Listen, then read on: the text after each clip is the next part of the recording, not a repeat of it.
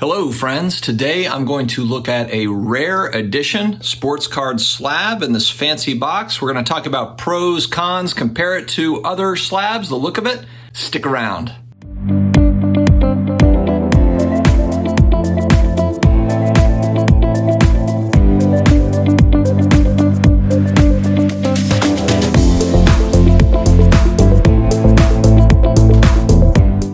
Hello to all my sports card collectors, investors, all of my collectibles friends. How are we doing today? It is another day.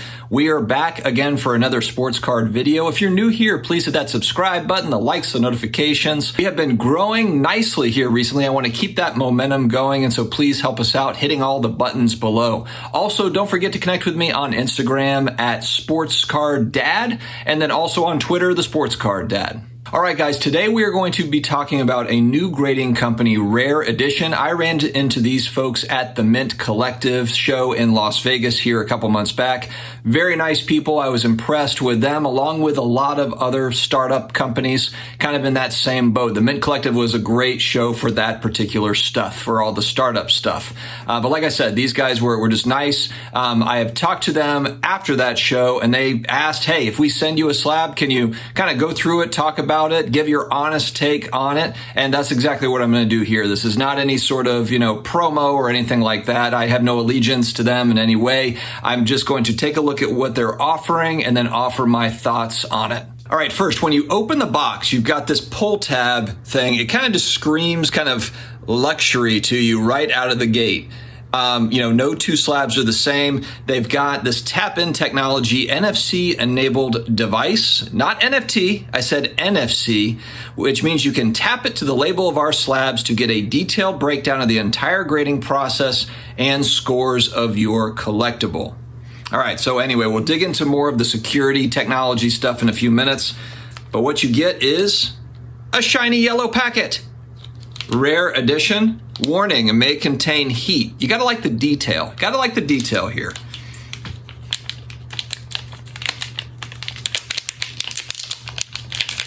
Oh, God.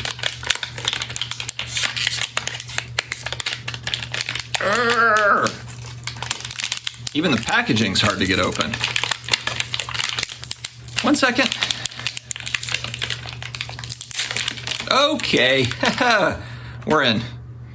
All right, so I've got, fancy. All right, a 2021 playoff Aaron Rodgers, behind the numbers blue.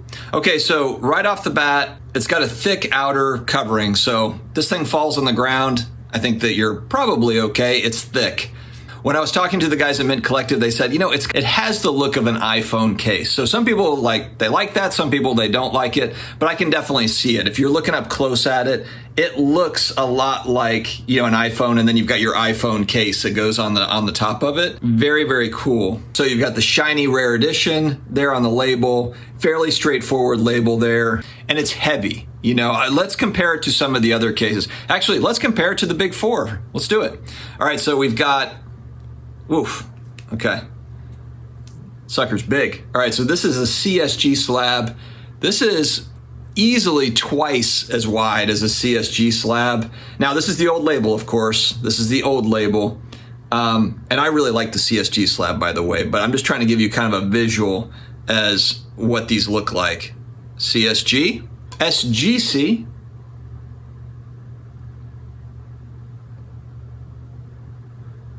all right. PSA, fancy. Everybody's favorite PSA, not everybody's favorite, but the hobby's favorite for resale value. All right. And then BGS would be the thickest one in comparison. I would say this is comparable to a BGS slab. It might be slightly thicker than the BGS slab. All right, so there's some side-by-side comparisons. All right, I'm not going to read the letter that comes with it, but I'll just read kind of an excerpt that tells what exactly comes with the slab. Crystal clear polycarbonate around the card itself. Corning Gorilla trademark glass to prevent scratches on the front and back. A QR code and an NFC chip not an NFT, NFC chip that brings up the full grading report and subgrades, all included for free with every submission, so included in the price. And we'll get to pricing later. So one thing that Rare Edition does strike me that they were looking to do is to create something that is different. This is a grading company that is offering a different type of product than what is currently on the market, and looking at certain things. The one big thing that I care a lot about that they are doing a very good job, I think, of trying to address is security on slabs. You know, we've seen fake PSA slabs out there, fake BGS. It's not going to be the last time we see fake slabs out there with all the money in the market. Bad people are highly motivated to put out great looking fakes, counterfeits of stuff. It's obvious that Rare Edition really took this into account, along with just the quality, the overall quality of the product. So I mentioned that Gorilla Glass. Another part of this is UV protection. So cards fade over time. Their glass is supposed to really help with UV protection. On their website, it says SPF 100 essentially. The website talks about some hidden security features, hollow stamps, and then I mentioned that QR code as well. So I'm not going to dive into this too much, but the website also mentions that a coming soon will be a marketplace and a vault. So they're really kind of like a lot of companies. Beckett mentioned the same thing at Mint Collective, marketplace, vault. Everybody's got a vault, you know, and they are also coming with a vault and a marketplace. Pricing. This is always the big thing. Pricing. What does it cost? What does it cost? So let's break this down on their website. Standard, $29 per card with a 60-day turnaround, plus $49 with a 30 business day turnaround time estimated. And then Elite, $149 with an estimated turnaround time of 15 business days. All of these levels include subgrades and a grading report. So my take on this is, they're trying to sell this as, more or less a luxury product within the hobby. It's not a cheap slab. I'm sure it's not cheap to make. And so they're trying to sell this as like, look, this is kind of the ultimate collector slab. But also for investors, you care about security, you care about authentication, these sorts of things. And so they're taking all that into account as well. I don't think that this pricing is terrible, but with the big four grading companies already established, PSA, BGS, SGC, CSG, all of these companies, their grading prices are moving downward.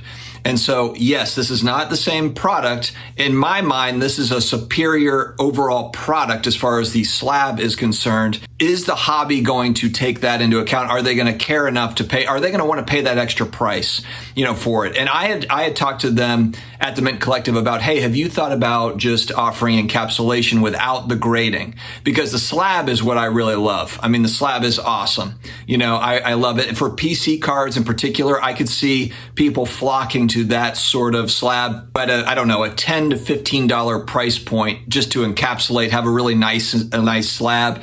I could see people really, really flocking to that sort of thing for PC cards where the grading part maybe isn't as much of an interest, but it's more of just, hey, I've got a really cool PC card that I want encapsulated. I want it safe.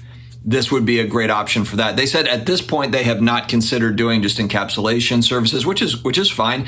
I mean, look, they want to compete with the other grading companies with a niche type product. And so that'll be the big question mark is, will they get submissions at those price points as grading companies start moving down? BGS just said that they've come out with their $35 grading tier, and resale value is going to be a big decision maker for a lot of people. And that's really the reason why PSA kind of dominates that business. They're a long-time company, but they just dominate that resale market. Now, Rare Edition, I'm on the newsletter. Rare Edition did send out a newsletter where they've got pricing comparisons with some of the other grading companies, including all the big four and HGA, and they've given examples of where they've beaten their prices. Now, these are just siloed, cases. These are not across the board, and Rare Edition doesn't have enough slabs out there to really kind of weigh it against the other big companies, and that'll have to just come with time. With time, we'll be able to see comps. How does a Rare Edition slab compare against PSA or BGS or SGC? And if they do compare, then that is going to have an effect. That's going to have an effect on just their overall success as a company. A big part of the hobby right now is cracking slabs slabs to resubmit to another company. We see that all the time. It's common practice. It's common practice for people to do that. But the issue with this slab is this is not one that you are going to easily crack unless you have a jackhammer. It is not built for the crack and resubmit. It is built to be in that case. And so some people might not like that. Maybe they get back the rare edition 8, graded 8, and they're like, oh man, I can't get it out of the slab, or if I do, it's going to be a whole thing. And so maybe they're not happy about that. So the big question is, how many collectors will jump on this sort of a product because they just like the product, they want to support the company. It's a superior product in their mind. It's a luxury product. It's cool, and they want to get on that bandwagon. How many investors like that luxury feel of it, but then also respect the grade? That's another question mark too, is I don't know anything about their grade. I was trying to find more information on the website, and I don't have anything definitive unless I just missed it. But a lot of people are going to say like, okay, well, I know the SGC's got long-time vintage graders. I know PSA's got long-time graders. And so they might be a little bit gun shy about jumping into, a new company like this. The space is crowded. The grading space is crowded. So for flippers, this may or may not be, the right company. For flippers, it might just be like, you know what? I'm going to keep it simple and stick with the big four. But I think that Rare Edition can have a audience. I think they can build out kind of a niche market for themselves just based on the quality that they're presenting. The price point will be something that will have to be addressed. They might have to bump prices down based on what the market says. Or look, maybe they're getting enough submissions where they're like, hey, at these price points, we're doing just fine. I don't know how their business is built. I have to assume just based on the website looks great, the quality of the product. There's been money that's been invested in this. So just trying to figure out kind of where investors are looking to get it back, or are they okay just, hey, we'll get it back in the long run. We want to just make the product awesome first, and we'll make our money 5 years, 10 years down the road.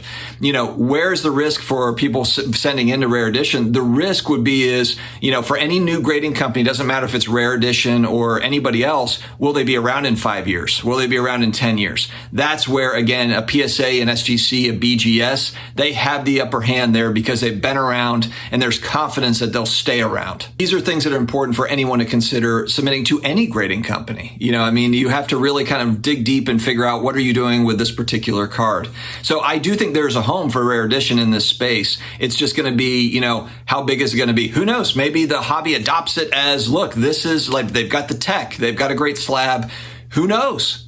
And I think that really it's just going to be, how does the consumer respond to that slab? Do people just say like, man, this thing is incredible and I want to own this particular slab? How many collectors really get on board, long-term folks in the hobby that maybe aren't as concerned about whether it's a PSA 8 or a 9 or a 10? They just want amazing security on their slab. They want that card protected over the long haul, whatever card that is.